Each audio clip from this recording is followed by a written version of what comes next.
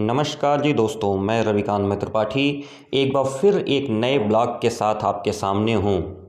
और आज इस ब्लॉग का जो हमारा विषय है वो है उत्तर प्रदेश के बांदा ज़िले में स्थित कलिंजर का किला, जिसके सफ़र पे हम लोग आज निकल चुके हैं।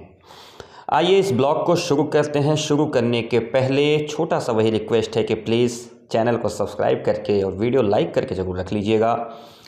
हमारे आज के इस ब्लॉग के जो कैमरामैन हैं बाबू विक्की जी, अम्बुज जी, अमन जी और मेरा बेटा कार्तिक, आज हम सभी लोग पूज्य पिताजी के सानिध्य में अपनी अर्धांगिनी श्रीमती प्रियंका मणि के साथ निकल चुके हैं कलिंजर के दुर्ग की तरफ। जी हाँ दोस्तों, ये वो किला है जिसको हर किसी ने जीतना चाहा। सतयुग से लेकर के आज तक, पुराणों से लेकर के और आधुनिक काल की हर एक किताबों में जिस किले का हमेशा से उल्लेख मिलता रहा है, ऐसे एक किले पे आज इस कलिंजर के किले पे हम लोग पहुंचने वाले हैं। दोस्तों, मैं आपको बताता चलूं कि उत्तर प्रदेश का बांदा ज़िला, जी हाँ, उत्तर प्रदेश के बांदा ज़िले में स्थित ये कलिंजर का किला हर व्यक्ति के लिए आकर्षण का केंद्र है। जी हाँ दोस्तों, कलिंजर का दुर्ग एक ऐसा किला जिसने कई सदियों तक भारत के राजनीतिक और सांस्कृतिक परिदृश्य को बदलते देखा। बुंदेलखंड में कभी चंदेल शासकों की शान रहे कलिंजर के इस दुर्ग में दुनिया भर के इतिहासकारों और पुरातत्ववेत्ताओं की खासी दिलचस्पी रही है। और यही कारण है कि मैं भी जब आज सतना आया था तो इस किले को देखने से अपने आप को मुँह रोक नहीं पाया और इस किले को देखने के लिए हम लोग चल पड़े हैं। दोस्तों, मध्य प्रदेश के सतना जिले से लगभग 100 किलोमीटर की दूरी रखने वाला ये किला कलिंजर का दुर्ग पुराण से लेकर के आज तक विख्यात है। लोग बताते हैं कि यह वही स्थान है जहां पर समुद्र मंथन से निकले हुए विष को पीने के बाद ज्वाला शांत करने के लिए भगवान शिव पधारे थे।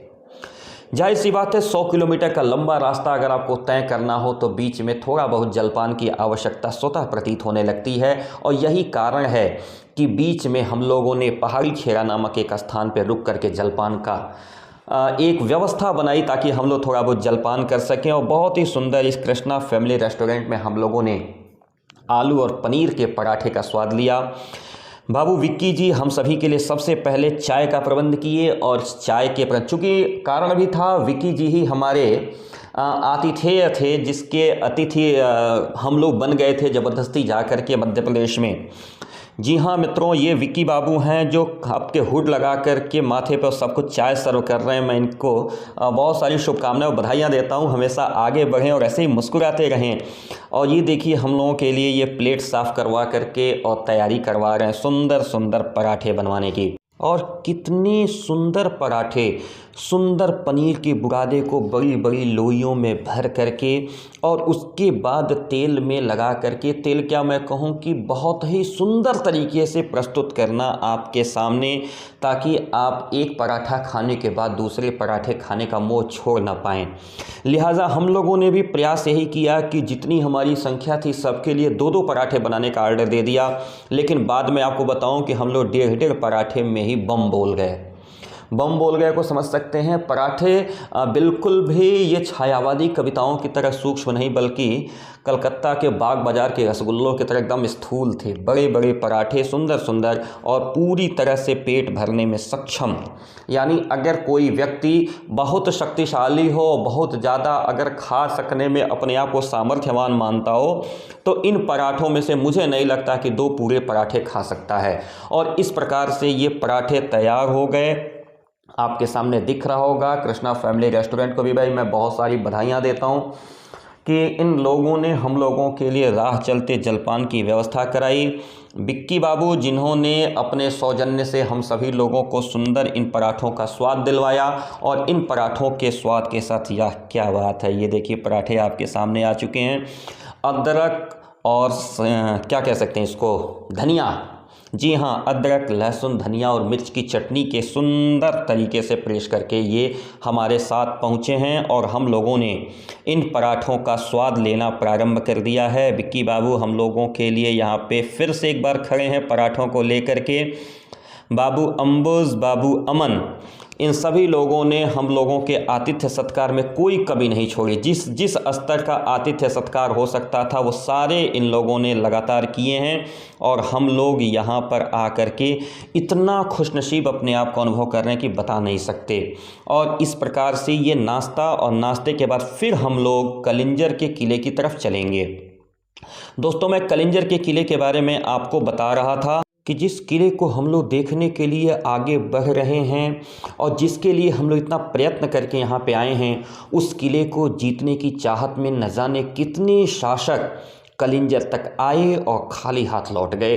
कोई इसे भेद नहीं पाया, और इसकी मजबूती की तुलना ग्रेट वॉल ऑफ अलेक्जेंडर से यूं ही नहीं की गई। दरअसल ये किला साधारण नहीं है दोस्तों। जिस किले को देखने के लिए हम लोग आगे बढ़ने वाले हैं और जिस किले को देखने के लिए हम लोग इतना उद्यम कर रहे हैं, ये वो किला है जिसे महमूद गजनवी, कुतुबुद्दीन ऐबक और हुमायूं से लेकर के शेरशाह सूरी तक ने हासिल करना चाहा, लेकिन सभी ने मुंह की खाई। इसे जीतने के लिए सम्राट पृथ्वीराज चौहान से लेकर के पेशवा बाजीराव तक ने पूरी ताकत लगा दी थी, और यह किला भारतीय इतिहास के हर एक प्रमुख कालखंड में उपस्थित रहा। हर एक घटनाक्रम का प्रत्यक्ष गवाह बना। एक इलाके के रूप में कलिंजर की मौजूदगी का जिक्र वेद पुराण से लेकर महाभारत तक में आता है। लोक कथाओं में दर्ज यह वह स्थान है, जिस नीलकंठ टेम्पल की हम लोग बात कर रहे हैं, यह वह स्थान है जहां जाकर भगवान शिव ने समुद्र मंथन से निकले कालकूट या हलाहल विष की ज्वाला शांत की और नीलकंठ कहलाए। समय की गति को प्रभावित करने वाले कलिंजर ने एक तरफ भारतीय धरती पर आए घुसपैठियों से लोहा लिया, तो दूसरी तरफ दुर्ग भारतीय स्वतंत्रता संग्राम का साक्षी भी रहा। आज हम लोग नीलकंठ मंदिर देखने के लिए आगे बढ़ रहे हैं। अगर मैं दोस्तों आपको भौगोलिक रूप से अगर बताना चाहूँ तो कलिंजर वास्तविक रूप से देखा जाए तो उत्तर प्रदेश के बांदा जनपद में आता है। बांदा जनपद के जिला मुख्यालय से लगभग 75 किलोमीटर की दूरी पर विंध्य पर्वत की 800 फुट ऊंची इस पहाड़ी पर यह बना दुर्ग विश्व प्रसिद्ध पर्यटन स्थल खजुराहो से लगभग 100 किलोमीटर की दूरी पर आएगा। इस किले की खाद चंदेल शासनकाल में मिली थी। जी हाँ, चंदेलों के शासनकाल में इस किले का निर्माण संभव हुआ था, और कलिंजर का जो जिक्र है वो बौद्ध साहित्य के बुद्ध के यात्रा वृत्तांतों में भी मिलता है। गौतम बुद्ध के समय, यानी अगर हम अंदाजा एक बनावें कि लगभग 563-480 ईसा पूर्व यहाँ चेरी वंश का शासन था। उसके बाद यह जो क्षेत्र है कलिंजर का, यह मौर्य साम्राज्य के अधिकार में आ गया। भारत के नालंदा विश्वविद्यालय और दूसरे ऐतिहासिक स्थानों की यात्रा का दुर्लभ संस्मरण लिखने वाले मशहूर चीनी यात्री वेनत्सांग, जो कि शोधार्थी था नालंदा का, उसने भी 7वीं शताब्दी के अपने जो दस्तावेज हैं उसमें इस कलिंजर और खजुराहो का जिक्र किया है। कलिंजर के उद्भव काल तक तो देखिए दोस्तों अभी तक पहुंच पाना संभव नहीं हो चुका है कि यह कलिंजर का दुर्ग बना कब, इसका उद्भव कब हुआ, लेकिन इस दुर्ग के जो ऐतिहासिक साक्ष्य हैं वो गुप्त काल से मिलने शुरू हो जाते हैं। आर्कियोलॉजिस्ट को वहां से गुप्त काल के कुछ शिलालेख मिले हैं, और उन्हीं के आधार पे कलिंजर के किले की जो वर्तमान की परिस्थिति है उस परिस्थिति का हम लोग निराकरण कर पाते हैं। पत्थरों को तराश कर उकेरी गई ये मूर्तियां इस बात की साक्षी हैं कि हमारे जो उस समय के लोग रहे हैं उन्होंने कितनी मेहनत के बाद इन सारी चीज़ों को तैयार किया होगा। ये हमारे भारतवर्ष की सनातन संस्कृति के संरक्षण के लिए कितना काम किए होंगे।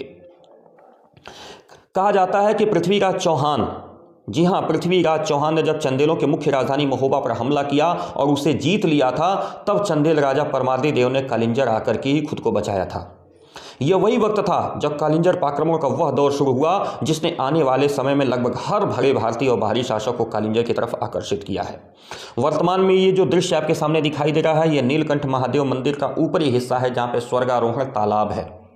जी हाँ, हम लोग स्वर्गारोहण तालाब पे पहुंचे हुए हैं। ये नीलकंठ महादेव के ऊपर का हिस्सा, ये जो जाली के अंदर दिखाई दे रहा है, ये अक्षय जल का स्रोत है, ये एक जलाशय है।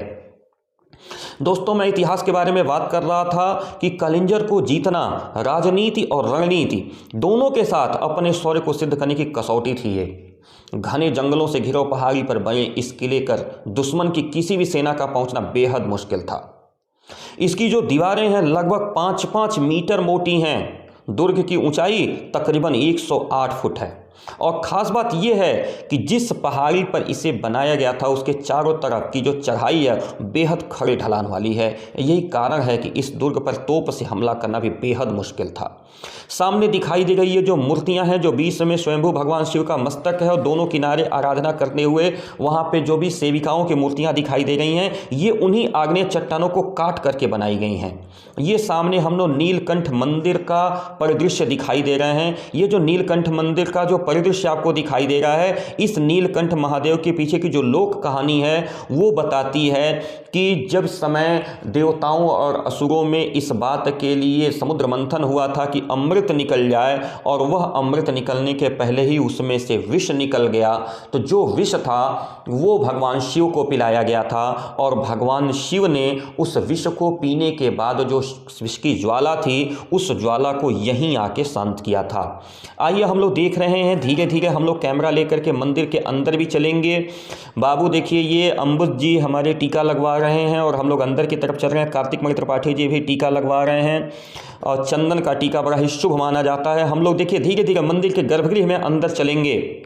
यहाँ मेरे साथ विक्की बाबू देखिए पीछे नीले टी शर्ट में खड़े हैं। हम अपनी अर्धांगिनी जी के साथ आज इस मंदिर में दर्शन करने के लिए आए हैं। बड़े गौरव का विषय है। ये जो सामने दो सफ़ेद सफ़ेद आंखों वाला जो शिवलिंग दिखाई दे रहा है, ये नीलकंठ भगवान का शिवलिंग है और ये दाहिने साइड में माँ पार्वती की प्रतिमा है। यह सामने नीलकंठ महादेव दिखाई दे रहे हैं। जिस समय भगवान शिव का कंठ नीला पड़ गया था उसी की कल्पना करके यह मंदिर यहाँ बनाया गया है। दोस्तों मैं आपको एक चीज़ और बताता चलूं कि इस किले का एक बहुत बड़ा जो रणनीतिक पहलू है वो ये भी बताता है कि जिसने भारतीय इतिहास का रुख मोड़ने का काम किया था, और वो ये घटना है कि शेरशाह सूरी इसी किले को फतह करने के चक्कर में तोप का गोला लगने से मारा गया था। जी हाँ मित्रों, शेरशाह सूरी का मारा जाना इसी किले की एक ऐतिहासिक दृढ़ता की तरफ संकेत करता है। और जैसा कि चित्रों में आप देख रहे हैं, मैं आपको दिखाना चाहता हूं, क्योंकि मेरा जो ये ब्लॉग है इस बनाने के पीछे उद्देश्य सिर्फ और सिर्फ भ्रमण नहीं है, बल्कि मेरे इस ब्लॉग को बनाने का उद्देश्य ये भी है कि हम सभी अपने भारतवर्ष की सांस्कृतिक विरासत से परिचित भी होते रहें। तो ये हमारे इनक्रेडिबल इंडिया की तरफ एक कदम बढ़ता हुआ है। और ये सामने देखिए कलिंजर का अजेय दुर्ग आपको दिखाई दे रहा है। मित्रों, जहाँ तक मैं आपको इस किले के बारे में एक और चीज़ बताऊं कि मैंने अभी थोड़े पहले कहा था ना कि खड़ी चढ़ाई है इस किले की, इस वजह से तोप से हमला करना इस पर बिल्कुल भी असंभव रहा और शायद इसी नाते इस किले का नाम कालिंजर भी पड़ा है। कालिंजर को अगर दूसरे शब्दों में देखें तो काल को जीतने वाला यानी मृत्यु पर विजय प्राप्त करने वाला यह किला है। 5-5 मीटर मोटी दीवालों से आच्छादित यह किला, ये देखिए यहाँ पे लोगों की एक स्वास्थ्य मनोभाव का भी मैं आपको दर्शन कराऊं कि यहाँ पत्थरों के ऊपर पत्थर सजा करके लोगों ने एक विशेष आकृति बनाई है। बहुत सारे मित्र जो इस ब्लॉग को देख रहे होंगे, अगर वे विंध्याचल वगैरह की यात्रा की होंगे तो वहाँ भी लोग ऐसे बनाते हैं और लोगों के मन में मान्यता होती है कि जो लोग मकान नहीं बनवा पाए हैं, इस तरह के पत्थरों पे पत्थर सजा करके यहाँ छोड़ देंगे तो उनकी यह मनोकामना पूर्ण हो जाएगी और उनकी मकान बहुत जल्दी बन जाएगी, यानी उनका घर बहुत जल्दी बन जाएगा। ऐसा सोच करके लोग इस कल्पना को यहाँ पर दिखाते हैं। भारतीय पुरातत्व सर्वेक्षण ने इस किले को अपने अधिकार में ले लिया है और जितने भी यहाँ पे यात्री आते हैं उनसे 25 रुपये मात्र का शुल्क प्राप्त करके कलिंजर के किले को देखने का अवसर प्राप्त होता है। यहाँ पे हम लोग पहुँचे हैं कोटि तीर्थ टैंक पे, यानी कोटि तीर्थ जलाशय है। ये बहुत बड़ा जलाशय है। मित्रों मैं आपको बताता चलूँ कि जो भी हमारे मित्र इस ब्लॉग को देख रहे हैं जो महोबा के, बांदा के, चित्रकूट साइड के रहने वाले होंगे, वो जानते हैं कि यह जो क्षेत्र है वो सूखा के लिए प्रसिद्ध है। लंबा लंबा सूखा यहाँ पड़ा करता है। इस वजह से शायद ये जो कालिंजर का किला है इसको बनाने के समय जलाशयों का निर्माण अत्यंत ही ज़्यादा यहाँ पे निर्धारित किया गया, क्योंकि जो वास्तुकला के नज़रिए से अगर हम इसे देखना चाहें तो स्थापत्य की कई शैलियाँ दिखाई देती हैं। गुप्त स्थापत्य शैली भी यहाँ दिखाई देगी, चंदेल शैली भी दिखाई देती है, प्रतिहार शैली, पंचायत नगर को जो नागर शैली है सारी दिखाई देती हैं। और हर शासक की अपनी जो मौलिकता है वो इस किले की वास्तुकला में दिखाई देती है। जैसे लोग जो कल्पना के रूप में बताते हैं कि कालिंजर की जो संरचना रही है वो वास्तुकार ने अग्निपुराण, बृहद संहिता और अन्य वास्तु ग्रंथों के अनुसार की थी और कई प्राकृतिक जलाशयों के साथ, जैसे एक जलाशय जो आपको सामने दिखाई दे रहा है, के साथ किले को बीचों बीच अजय पालका नाम की एक झील है जिसके आसपास कई मंदिर हैं। दुर्ग में प्रवेश करने के लिए कुल 7 दरवाजे हैं। यानी कालिंजर को वास्तव में अगर कालजयी कहा जाए तो शायद गलत नहीं होगा। और मंदिर के पीछे की तरफ पहाड़ काट करके बनाया गया एक इस अलग से भी जलकुंड है और मोटे मोटे स्तंभों दीवारों पे ऐतिहासिक शिलालेख मौजूद हैं। देखिए, ये जो हमारे सामने दिखाई दे रहा है ये कलिंजर का अजय दुर्ग दिखाई दे रहा है जो रानी महल के नाम से विख्यात है, जहां हम लोग पहुंचने वाले हैं। और इसकी जो दीवारें हैं देखिए, सुर्खी और चूना की जो चिनाई है, यानी जो इसमें जो ईंटें हैं वो चूना और सुर्खी मिला करके जोड़ी गई हैं और बहुत ही ज़्यादा मतलब बेहद मजबूत दीवारों वाला यह दुर्ग जो है अजय आपके सामने दिखाई दे रहा है। हम लोग इस समय रानी के महल में हैं और इसके बारे में एक रहस्यमयी किंवदंती भी यहाँ पर बताई गई हमें। मैं सोचा हूँ कि ये किंवदंती आपको भी बताऊँ। लोग बता रहे हैं कि रात के समय यहाँ पर घुंघरुओं की आवाज़ आती है जैसे कि कोई नृत्य कर रहा हो या गान कर रहा हो। यद्यपि ये किला पूरी तरह से सुनसान पड़ा हुआ है, कुछ एक पर्यटक जो आते हैं वही इसको देखते हैं सुनते हैं, फिर भी अभी जिस आंगन में हम लोग टहल रहे हैं ना, इस आंगन के बारे में ऐसी मान्यता है कि यहाँ पर रानी का जो महल है इसमें रात को घुंघरों की आवाज़ दिखाई देती है। राजा अमान सिंह को ये समर्पित ये महल, यही वो आंगन है जिस आंगन की मैं बात कर रहा हूँ बार बार। लेकिन एक चीज़ मैं आपको जरूर बताता चलूँ कि कालिंजर किले में कई महल, कई मंदिर और इतने सारे अवशेष हैं जो सार्वजनिक आयोजनों के बारे में बताते रहे हैं। उनकी नायाब नक्काशी और उनकी जो मूर्तिकला है ना, वो कालिंजर के भव्य इतिहास की गवाही देती है। बस अगर कहीं कोई कमी दिखती है दोस्तों, जो मुझे दिखाई दी, जो मैं आज आपके सामने रखना चाहता हूं, बस यही है कि इस स्थान को विश्व के पर्यटन मानचित्र में जो जगह मिलनी चाहिए ना, वो नहीं मिल पाई है। मैं आप सभी लोगों से आग्रह करता हूं कि जब कभी भी अवसर हो तो एक बार इस किले को जरूर घूमने के लिए आइएगा, क्योंकि विश्व धरोहर का दर्जा पाने के लिए जितना ही गुण होने चाहिए, जितने गुण होने चाहिए जिससे विश्व धरोहर का इसको दर्जा मिले, वो सारे के सारे गुण इस किले में मौजूद हैं। कोई ऐसा गुण नहीं है जो इस किले में मौजूद नहीं है। तो दोस्तों, ये था कालिंजर का दुर्ग जो कि उत्तर प्रदेश के बांदा जिले में है। मैं रविकांत मैत्रपाठी अपनी पूरी टीम के साथ यहाँ पे मिला था। आप सभी का हमारे ब्लॉग में वापस से स्वागत है। चलते चलते प्लीज़ सब्सक्राइब करके इस वीडियो को लाइक जरूर कर लीजिएगा। मिलते हैं जल्दी ही अगले वीडियो के साथ, तब तक के लिए नमस्कार।